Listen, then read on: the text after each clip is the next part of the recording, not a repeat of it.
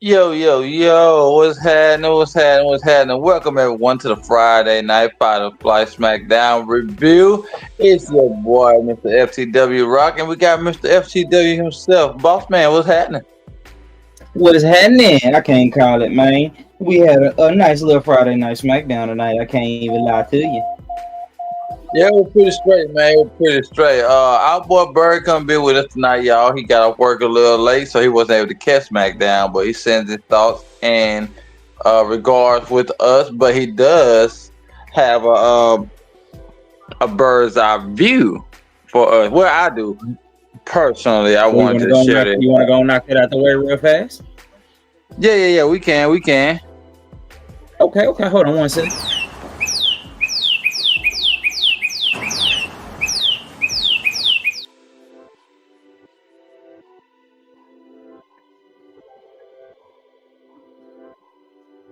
All right, our boy Rock gonna give us the bird's eye view for the week. Okay, cool. Yeah. So apparently, we all know we had this election going on. Very controversial. So apparently, Linda McMahon is. I think she's on the team for Trump. I forgot exactly what her title was, but she's supposed on the team for Trump. And we all know Trump is a WWE Hall of Famer, a celebrity Hall of Famer. He was definitely involved with WWE. Went to a couple of WrestleManias. He's been involved with wrestling. Him and Vince McMahon are supposed to be friends or something like that. They're a good associate, they're good businessmen. So I'm not giving my personal opinion. If you guys follow me on my regular social media, you've already seen what I thought about the presidential elections. But boss man, what you think about this Linda McMahon and the McMahon family pretty much getting involved in these politics? I don't think nothing about it. They don't pay me to politic, and I even talk about them when they do it. So respectfully, like I tell everybody, I don't talk. I have my personal thoughts, but my thing is, I always say politics bring out the worst in people. So it is what it is. Congratulations to Trump, WWE Hall of Famer. That's your bird's eye view for the week, in my opinion. What you think? I'm on the same topic, bro. That's why I said if you follow me on my regular social media, you'll see what I think about it. But other than that, it ain't no thing to me, man. As long as we keep on talking wrestling, I don't really care what's on them. You know what I mean? It ain't too big of a thing for me. At least not in my wrestling world. So that is what it is. Yes, sir. So that is our bird's eye view for the week. Appreciate Bird for getting with that update. Hopefully next week he'll be able to join us. You know what I mean? Shout out to my boy. So we can go ahead and get into this, man. I give SmackDown tonight a good 3 stars, maybe even 3.5. I say 3.5 because of the drama behind it. What do you think, boss? I go 3. Cool. I can't go 3.5, but I go 3. I feel you, man. It was a 3 or 3.5 with me. Really, I want to say about 3.2. I think it was a little bit above a 3, maybe not exactly 3.5. So yeah, 3.2 is fine for me. But yeah, let's get into this first thing, man. The first opening segment, we had Roman Reigns and Jimmy coming out. They came to the ring. Pretty much they're going to how can I say, address some things that have been happening with the Bloodline and Sami Zayn. So they came out first. Before Roman could even say anything, Jey Uso came out. He wasn't his regular self. He didn't come through the crowd bouncing like usual, even though the rest of the crowd was absolutely bouncing. Also, Jey Uso sold more merchandise than Roman and Cody combined this past month. Shout out to Jey Uso, man. That is big, man. That is real big for him, man. I'm proud of that, man. So, yeah. He came out before Roman came to say something. He like, hey, man, we got stuff we need to talk about. Please try to hear my dog out. Then Sami Zayn comes out. Of course, he gets a big ovation because this is what we all been waiting for. All of the original members of the OG Bloodline back in the same ring. Now, they ain't got a little tense, but Sami was pretty much just talking, trying to get Roman to want this OG Bloodline reunion to happen. He wants him to feel it. He knows that when they were all in the ring at the same time, that Roman felt it. He knows Jimmy felt it. Of course, Jay felt it. It was something special, just like the old times. And Sami said he willing to do it. He got no problem with it. But before he actually gets back involved with the Bloodline, he wanted Roman to apologize. And Roman's like, hold on, what do you mean apologize? You want me to apologize to you? He's like, no, I need you to apologize to Jay. So, of course, Roman, in typical Roman fashion, he gives us, a little roller coaster ride with that. He said, hey, yeah, I apologize. I'm sorry. I'm sorry that I had you wasting your time with this. I'm sorry that I got this man out here in this ring. And I'm sorry that, we haven't moved on to this. We got bigger important things. He's not family. I'm trying to get with Solo. Then, of course, we get a little, how can I say, a little promo from Jacob Fatu in the background. He's like, nah, we come, we want to come. You don't summon us. You know what I mean? We pop up when we want to pop up. Watch him out, pretty much. And Sami walking away as this is happening. So this first segment, it was a great Bloodline segment. What do you think about it, boss man?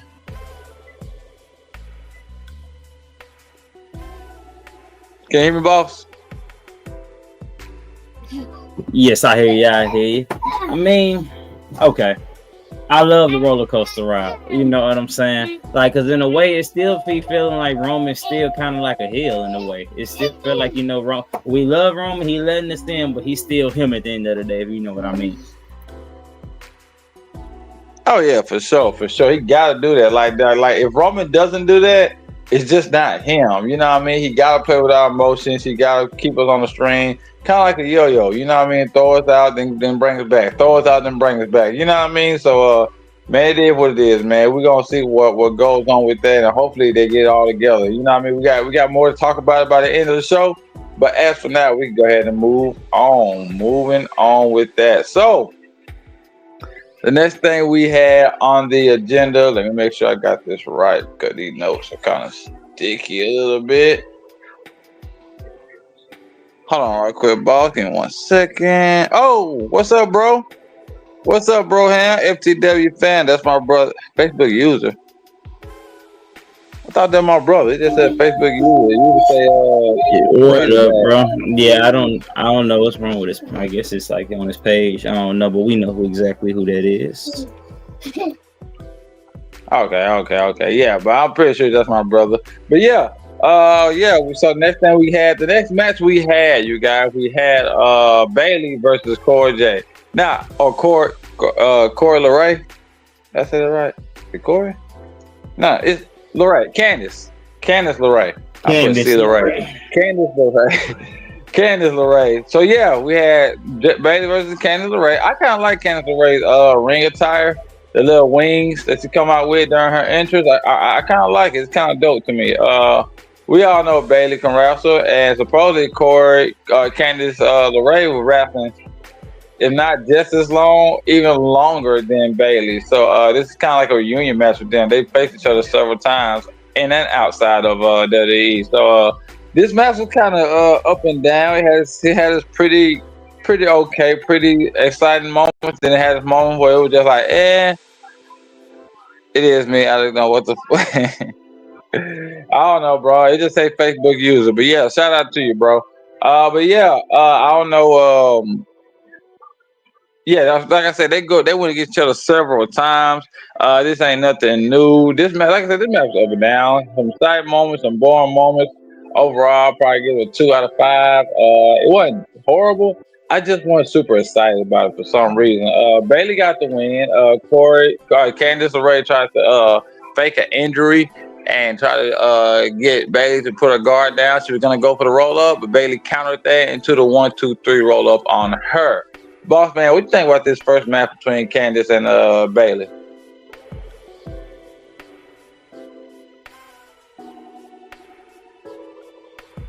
You there, boss? Yeah, something there. I'm sorry to say, guys, I don't know what is going on. It's saying Facebook using a lot, but some people saying it is on their end. So just let me know, man. I can't really see you guys stuff, but yeah, for me it was a good match. I mean, pretty solid. We already know how it's gonna go with Bailey getting the win. I feel like it's pretty solid for the most part, though, man. Yes, sir. Yes, sir. But yeah, like boss man said, y'all, we see y'all comments. We just can't see who is saying it. So when the comments come up, man, can y'all say our names right beside it or right before us? Say, hey, this is Woo Woo, and then say your comment. They'll probably help us out. You know, you don't have to, but it kind of would help. I don't know about the Riley making me bleed on December 7th. That's crazy to talk like that. But yeah, it's okay, going back. Okay, it's cool. It's cool now. But Yeah. yeah. That was like I said, Bailey and Candace was a pretty decent match, man. Boss man, what else do you think they can do with Bailey at the moment? Because right now it don't look like she's going for the women's title. She's not really in like a feud per se, I guess. If she's not, beefing with Tiffany, them, what do you think they're gonna do with Bailey? Right now, they don't really have a plan for Bailey, but I think something's coming up. Yeah, you think so? You think it's gonna have something to do with the Royal Rumble, or like maybe like a Survivor Series thing? No, I think it has something to do with a new title. Oh, gotcha. I'm gonna announce that later on too, y'all. But yeah, okay. Gotcha. All right, man. Ain't nothing wrong with that. Ain't nothing wrong with that. So, with that being said, man, hopefully they get on going with Bailey, and hopefully it sticks. Whatever they do. So the next thing we got, man, we had the Motor City Machine Gun. We had a parent from them in the back. They were just talking. We're warming up a little bit. Look like they get approached by DIY, of course, and Tommaso Ciampa. Of course, he's starting to have a little rough edge to him lately. So he saw Johnny G talking to them, because of course Johnny G been knowing them for a long time. And he walked up to him. He's like, "Man, what was that?" He was just like, "Man, you already know I known them for a long time." He was just like, "I don't care how long you know them. They got our spot. They came in, took our spot, and took the titles that we had that we got screwed out of and never got a rematch. I'm pissed off. I'm gonna beat the hell out of Pretty Deadly tonight." And they pretty much walked off. So Tommaso's on it, man. I kind of like this edge out of Tommaso, man. It reminds me of the NXT days. Hopefully, him and Johnny get that edge to him. What do you think about these tag title situation, man? That Motor City Machine Gun getting in a week, Street Profit not getting the titles, and Tommaso Ciampa and DIY just not having it all lately. Well, I mean, it really shows what we might have in next for the Gargano and Tommaso for DIY. I Hmm. don't know what's next for the Street Profits per se. So this is really like a toss up right now because on Raw we have one tag team getting demolished and others coming together, and on SmackDown we have tag teams in a shambles. So, like, I really don't know. This is really like a question mark with this tag team division because everybody outside of the Motor City Machine Guns is kind of like at a riff right now. And even with the Street Profits, they're not a riff with each other, but they don't know what's next for him. As in, they don't know they want to be next. They got the tag team shots, but are they gonna really make it happen? And I really don't think so because I think Tommaso Ciampa is gonna interfere in the match next week. So I mean, I don't know what we're gonna get out of this. You see, man, you took the words right out of my mouth, boss man. I pretty much thought the same thing. The way Tommaso reacted, we can skip ahead to this part. So, like you just said, the Street Profits have a tag team title match next week. That was announced later on in this show. And Tommaso Ciampa and Johnny Gargano were not happy about it, especially Tommaso. He was very, very pissed off about it. So, with that being said, man, like you said, Tommaso may interfere in this match next week. So, we'll see, man. We'll see what happens. Hopefully, they get together. I really, really, really want the Street Profits to win, man. I'm tired of them getting done wrong. And by their social media posts, they're tired of it as well. So we'll see, man. We'll see what happens. Hopefully hopefully we get a result that we're all satisfied with. You know what I mean? Because I'm really tired of Street Profits getting done wrong. I don't care what it is, man. They're getting done wrong, and I'm sick of them. So yeah. We'll see what happens, man. We'll let them cook and just see what happens with that, man. The next thing that we had on the agenda, we had Randy Orton come to the ring, and he's still pissed off at Kevin Owens for what happened at Crown Jewel. So, for y'all don't know, Kevin Owens and Randy Orton were supposed to have a match at Crown Jewel, but that match never happened. They ended up beating the hell out of each other. That fight ended with KO jumping off the rafters pretty much and put Randy Orton through a table with an elbow drop. So, with that being said, Randy was very pissed off tonight. He came out and called out KO. KO came to the ring, and he has a shirt that says Kevin is right, by the way. Another troll move of Kevin. But yeah, he came out and they, fighting again, got into a little squabble back and forth. Referees and security tried to break everything up. They kept getting pushed out the way. And it ended with Kevin Owens performing a pile driver on Randy Orton. We haven't seen that move in WWE in years. Supposedly it was banned. I'm guessing it's not banned anymore. I guess it all depends on who's doing it. Now, in my opinion, the move looked safe. I don't think Randy is really, really hurt. It really looked like KO executed it perfectly. But we never really know, man. We got to see what they say about this with Randy Orton. This segment right here, Bob, how big and impactful was it for you, or did you not really care much for it? Man, I think it was pretty big. I don't think we're gonna get the match at Survivor Series per se, because of course I feel like we wrote off Randy Orton off TV for a while. But I do feel like when we get the match, it's gonna be a banger, and it's one of the main storylines we have going on right now in WWE. Yes, sir. Yes, sir. Yes, sir. This definitely gives a feel of how can I say I'm trying to think. It kind of gives the feel of I say if it was like a Stone Cold versus like an Edge type of situation, but like Stone Cold be the heel and Edge be the good guy, kind of. You know what I mean? That type of feel of what I get from this type of rivalry, man. It's like I said, it seems like it's personal.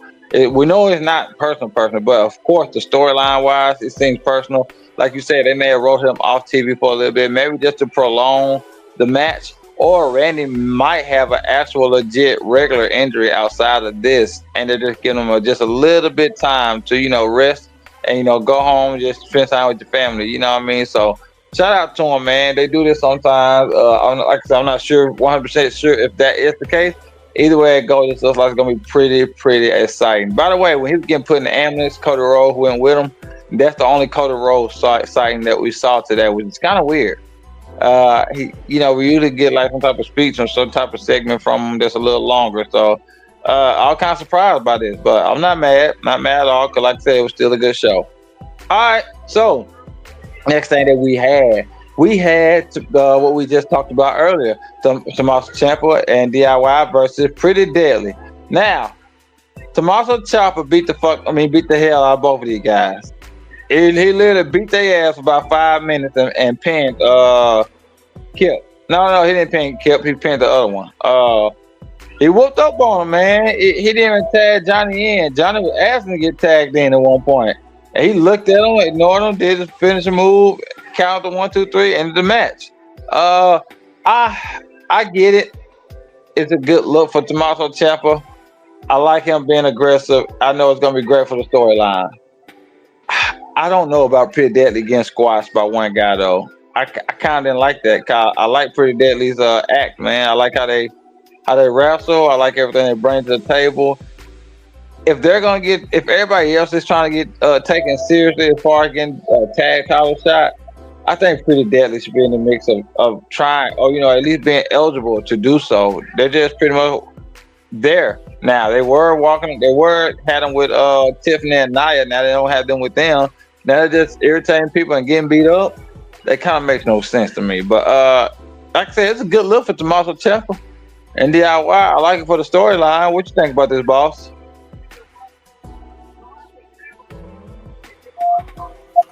I mean, they're on TV, and I guess we kind of know why they're on TV. Like, they're not on TV for nothing else but other, like, the comical relief on Smackdown or something else. So, at this point, it's just like, you kind of know what you're going to get out of them. They're kind of there to lose all the matches. Pretty much, it kind of feels that way, and that's unfortunate, man. That's very, very unfortunate. So, we'll see. We'll see what they got for Pretty Deadly, man. Like I said, I like them, but this may turn out to be pretty good for who is it again? The what's it again? DIY. The edge of their need. This will probably be the boost that actually gets them there. So we'll see, man. We'll see what all happens with that. Now, the next thing that we had on the agenda tonight, I believe it was this was the women's tag match, right? With Bianca and Jay Cargill versus Tiffany Stratton and Nia Jax. I mean, no, yeah, Nia Jax. And man, I liked this match. In my opinion, this may be match of the night. It was kind of back and forth. You didn't really know who was gonna win at first. For a good little bit. This is what I like about Jade the most. About her improvement the most, at least. Selling moves, selling getting hit, selling being down, hard to get to your tag partner. Because she didn't have to do none of that in AEW. And I come over here to WWE, she has to really learn how to sell or whatnot. And of course, at times it looked like she didn't know how to. But now, like as she's improved in the ring, she's really done a great job at it. For a good little bit of the match, she's the one getting beat down and stuff. So I liked it, man. I liked this match a lot. Tiffany did her thing, of course. Nia did her thing. Now the tag champs ended up getting this victory, but it was no short effort of Candice LeRae tried to interfere. Now when she tried to interfere, Naomi came and helped out her girls or whatnot. So with that being said, it looked like it's gonna be Nia, Tiffany, and Candice LeRae in some type of faction or team against Jade Cargill, Bianca Belair, and Naomi. I figured they were gonna do something else with Candice. She's the speed champion right now, the women's speed champion. And they just got rid of Indy Hartwell, who was sort of the partner that she had. So I figured it was gonna be something that we're gonna do with her, and putting her with them is not bad at all, in my opinion. It gives a little more excitement to things. Like I said, it was a good back and forth match. At one point, it looked like Bianca Belair was gonna lift up Nia Jax and put in that KOD. I think she can do it. The control that she had on her for that even brief second looked like that she could do it. So shout out to them, man. It was a great match. It was very entertaining. Like I said, in my opinion, match of the night. Yeah, what do you think about it, boss? I feel like it was a good match. I feel like right now what Bianca and Jade is doing is just setting up for something special. So let's just keep watching them real closely. But I do feel like it was probably probably match of the night, to be honest. Yep, that's what I said. I think it's match of the night. Now I'll get your opinion on this while we're on this subject. So reportedly, I've seen these reports. I didn't really want to believe them. I think it's just cap. I think it's just really building towards the actual rivalry, like actual storyline wise. But reportedly, Jade and Bianca have had some friction. They haven't been actually getting along as well as put it out. Reportedly, now I'm not 100% sure. It could just be cap. Could just be somebody that's trying to start rumors between them. But reportedly, there are some things they don't agree with, and of course, Bianca makes. Jonathan Coachman said that, and he doesn't work in WWE. And every time you watch a TikTok with Jade is with her. So, and unless it's a WWE source saying that, I'm not really believing that Jonathan Coachman is saying right now. That's why I said, I think it's just cap. Just building towards, trying to build towards something. Trying to get his name out there. Um, it is what it is, man. I don't think it's like that. They seem like they at least get along. I don't think it's no not getting along thing. So shout out to them. They do keep on teasing them having a 1-1 match eventually though. So I know we can't wait for that. That's gonna be a banger whenever it does happen. Who you think would turn heel if they did do that, boss? Would it be Jade or Bianca? Jade would turn heel because she was basically a heel in AEW. She would turn Uh, heel, and they have a match 1-on-1 at WrestleMania. That's what they're setting it up for. yep, I believe it. I believe when they lose the titles this time, Jade's gonna get mad, attack Bianca, and then there we go. We got a storyline. So yeah, shout out to them girls, man. It's gonna be a banger match. They're doing a hell of a job. I'm not 100% sure I agree with them beating Tiffany and Nia though. Nia, in my opinion, has lost too many times to be a women's WWE champion. You feel what I'm saying? Like the champion, no matter what situation they're in, are supposed to be seen as unbeatable. You can't beat them. You can't pin them. You can't. You know what I mean? They always find a way to win. Nia part on lost, got pinned, or some type of way about 4 or 5 times since she's been champion. So I don't know if I really agree with that, WWE. But hey, we're gonna let them cook. We're gonna see what happens with that. Hopefully something good happens out of it. I'm just not sure. It just seems kind of weird to me. But yeah, next thing we have on the agenda, we had Grayson Waller and Austin Theory versus the Motor City Machine Guns. Now they were supposed to just be on the Grayson Waller effect, but they met with Nick, and Nick's like, pretty much saying, "Hey, y'all, this show is gonna end up in a match anyway, so we're just gonna skip the middleman and make this a match." So that's what we got tonight, and this was a pretty dope match. It wasn't a bad match at all. I like Grayson Waller and Austin Theory actually wearing gear that matches. They're starting to have the same colors every single week now, and I like it. They showed a real good promise against the Motion Machine Gun. We all know this is Motion Machine Gun's fourth week on Raw. I mean on SmackDown. People just don't know.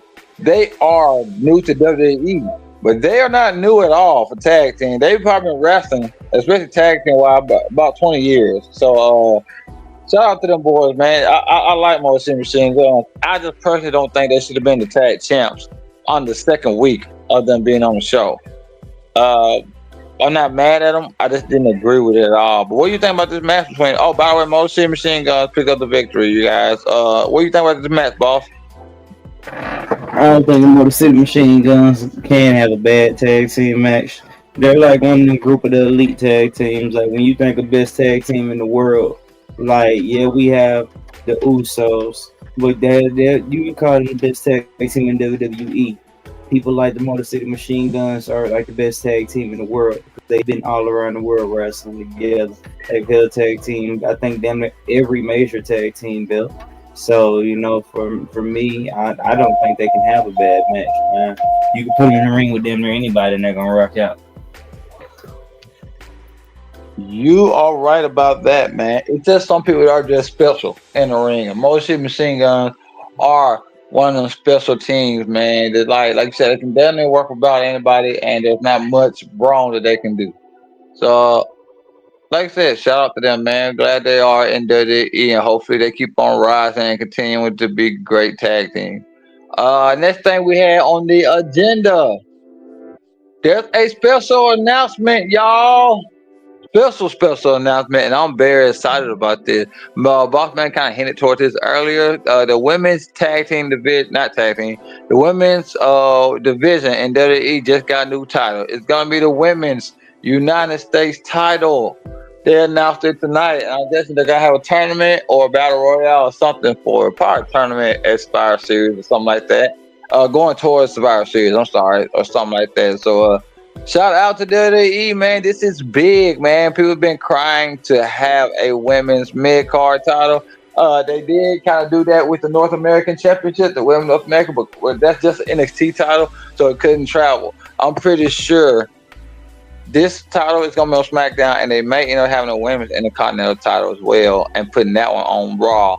And I'm excited for the women, man. They all deserve this, man. Deserve this type of push. This will create more storylines, create more interest in the brand, and more things to come, man. What do you think about them making this women's United States title, boss man?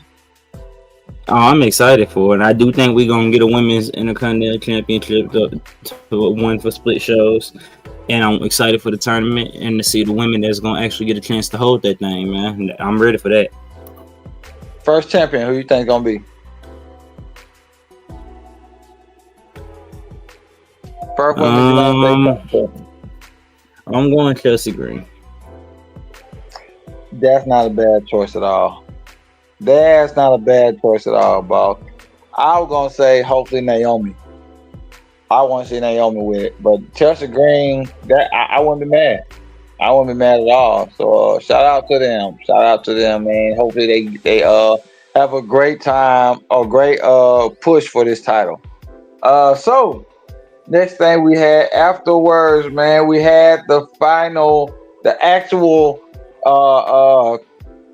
what's it called? Ceremony for Solo. We're gonna have a ceremony tonight. Pretty much saying he is the tribal chief, like the official. Like no ifs, ands, or buts. You can't argue about it. I pinned Roman. Y'all can't argue with me about it no more. So of course the new bloodline come out. Of course the Tonga brothers. Then we also got Jacob Fatu, and we also got Solo, who is the tribal chief at the moment. Now, what we all are missing, what some people are missing, Roman may not have exactly, or Roman, Jimmy, and Jay may not have exactly said, hey, Roman, you're tribal chief, but they call him original tribal chief. They haven't exactly said, Solo, you're not the tribal chief. You see what I'm saying? So in their minds, I think the characters, they kind of know it, and they just don't want to say it out loud. But this ceremony was supposed to get everyone to recognize him as a tribal chief. Now, before he could say too much, of course, Roman came out. They get to arguing, going back and forth a little bit, and Solo says, hey, it ain't just us. Sammy's on my side, homie. Because pretty much we all know Sammy had a conversation with Solo, but at Crown Jewel, he suplexed Solo. But he also kicked Roman in the face, which was an accident.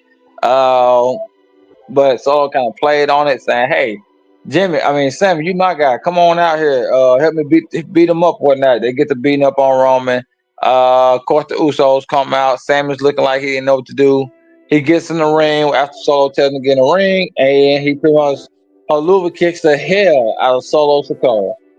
And then he Haluva kicks the hell out of Jacob Fatu as well. So, with that being said, the show ended with the OG bloodline throwing up them ones in the middle of the ring. Man, I am so excited about it, man. I'm very, very excited. And this is what we all been waiting on. This is the Sammy that we wanted. And oh, by the way, when the camera was going off, I saw Jimmy and Sammy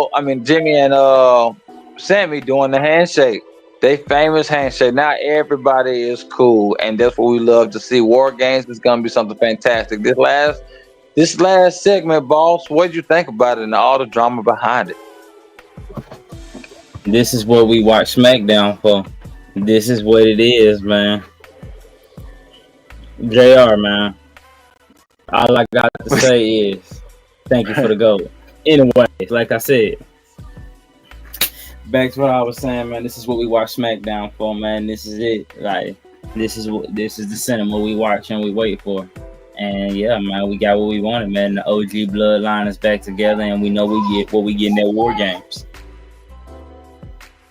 Yes, sir. Yes, sir. Yes, sir. We are excited about it. Oh, by the way, I'll make this announcement one time too. For anyone who doesn't know, when SmackDown, Fire Rock can keep his hairbrush mic. Yeah, whatever. JR, we know you need a comb for your hair. If you're probably gonna break it. Break all the teeth off the comb, all right? So yeah, ban can't ban my brother. You can't ban my brother. My brother's solid, man. He gonna stay around, JR. But yeah, man. For y'all, everyone who don't know, when January hits and Raw goes to SmackDown, supposedly Raw and SmackDown will be 3 hours again. Lord Jesus, man. I don't know if I'm ready for it. Don't get me wrong, I love wrestling. I love watching it. I just know we got a show afterward and I got work the next day on a regular basis. So it is what it is. You excited about them going back 3 hours, boss? I kind of am. I kind of am, man. So we getting into WrestleMania season, so I'm ready. Especially Yeah, for a 3 hour yeah. SmackDown. Yeah, it'll definitely help with storylines and everything, man. Chris Fortune is probably gonna beat everybody in the Tribal Nation on December 7th. So not too much on my boy. But yeah, man. We appreciate y'all for joining us, man. That's the end of our show. That's the Friday night Fight or Flight SmackDown review wrap up, man. Stay out here with Fridays with us, man. If there's a PLE on Saturday, we will do that. Or Sunday, we will do them shows. Monday, we got to Get Busy review for Monday Night Raw. Tuesday, we got the Get Little review with the girl Bonafide for NXT. Wednesday, we got the Mad Family review. Bonafides on that too with Boss Man. That's for AEW. Thursday, we got the Lockup Lounge. As usually have famous being the boy MTG Gaming. And keep on rocking with us, man. We're going to do everything we can to keep y'all entertained. We also wrestle ourselves. So, hey, boss, you want to make that other special announcement or you want to wait on that one? We can wait on that one. For sure. I figured that. But yeah, man, we're doing big things. We're doing real big things, y'all. Appreciate y'all. Thank you for the support. And we are out. Y'all have a good one. Yeah.